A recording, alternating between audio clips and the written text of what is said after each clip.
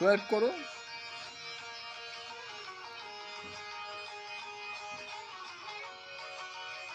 লুকে হোল্ড করো, এটা সামনে তাকাও দুজনেই।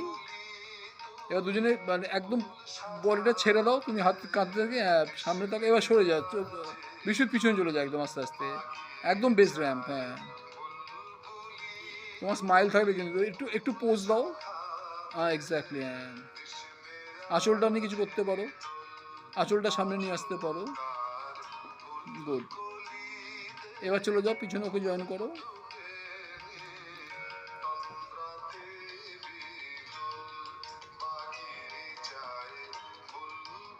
হাত ধরে দুজনে একসাথে এসো।